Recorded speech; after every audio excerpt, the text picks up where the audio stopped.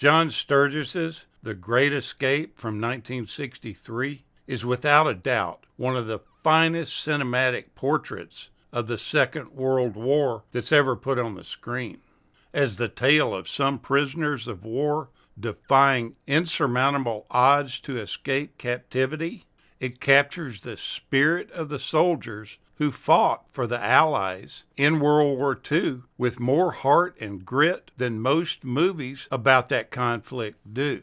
Steve McQueen leads the star-studded ensemble cast consisting of such screen legends as Charles Bronson, James Garner, and Richard Attenborough.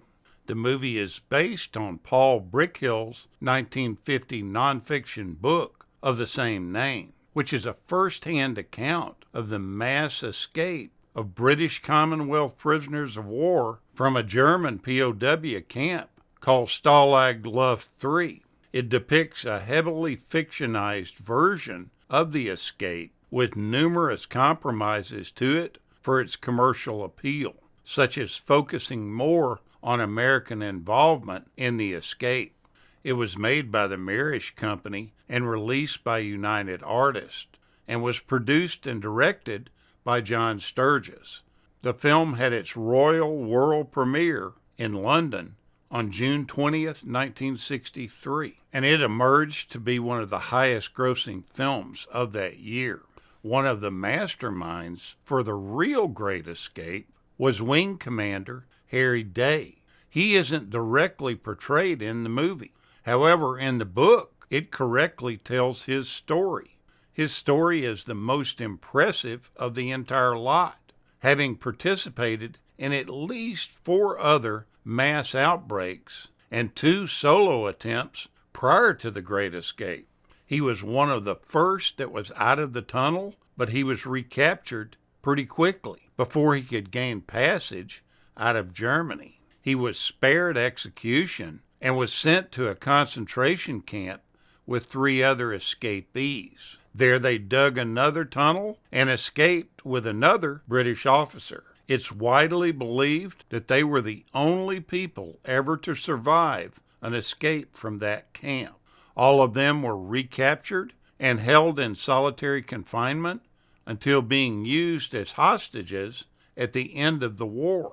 Escaping from his captives, he reached Allied lines and was instrumental in securing the safe release of the other hostages.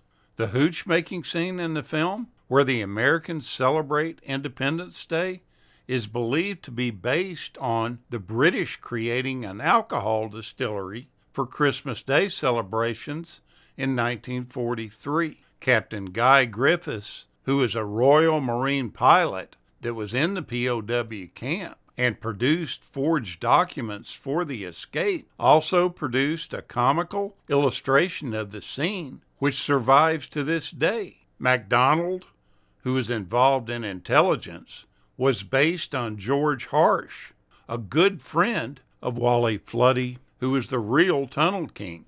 They were in reality transferred before the escape.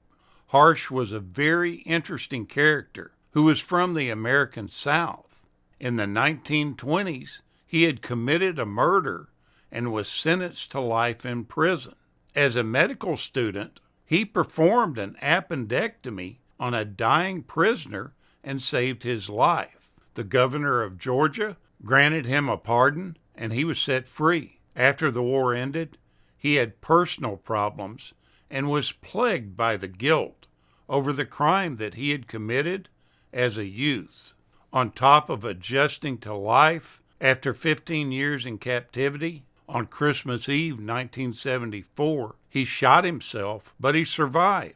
After this, a stroke soon left him partially paralyzed. When all that happened, Wally and his wife brought him up to their Toronto house and looked after him. He eventually went to live at his own urging at the Veterans Wing at the Sunnybrook Medical Center, where he eventually died in January of 1980. The movie was shot entirely on location in Europe, with a complete camp resembling the POW camp built near Munich, Germany. Exteriors for the escape sequences were shot in the Rhine country, and Steve McQueen's motorcycle scenes were filmed in Fussen on the Austrian border. All the interior shots were done at Bavaria Studios in Munich. Although Steve McQueen did his own motorcycle riding, and that's one reason he took this job, is to show off his skills. There was one stunt that he didn't perform on his own. This hair-raising 5-foot jump over the fence was done by Steve McQueen's friend, Bud Ekins, who was managing a Los Angeles area motorcycle shop when he was recruited for this stunt. This was the beginning of a new career for him, as he later doubled for McQueen in Bullitt and did much of the motorcycle riding for the TV show Chips from 1977. James Garner's character was developed from his actual scrounging that he had done in the Korean War. His character of the Scrounger was based on his personal experiences that he had had. Another oddity that happened during the production was that Charles Bronson became good friends with David McCallum and his wife Jill Ireland, and he actually joked with McCallum that he was going to steal away his wife and marry her, and that's basically what happened. It was said to have been love at first sight for Ireland and Bronson. After the conclusion of the film's production, McCallum and Ireland divorced, and she married Bronson.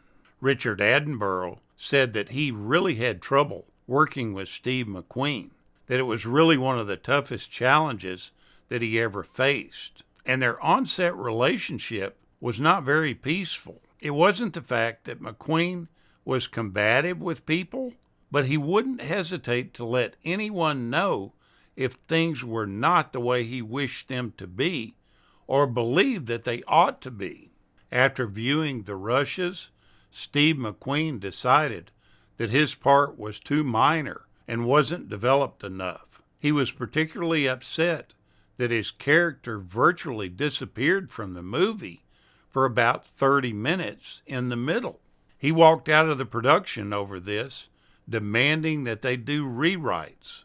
John Sturges said that the production was running way behind anyway because of the heavy rain that they had encountered while shooting it, and he didn't want to take time out to do rewrites and rescheduling. James Garner and James Coburn got together with McQueen to determine what specific gripes he had. After their meeting, it was apparent that McQueen wanted to be the hero in the film. Sturges at that point considered writing his character completely out of the storyline altogether. But United Artists came unglued about this, and they informed him that McQueen was indispensable for the movie's success, and that they would spring for the extra money to hire another writer to deal with the star's demands. McQueen finally returned to work, and they continued with the production.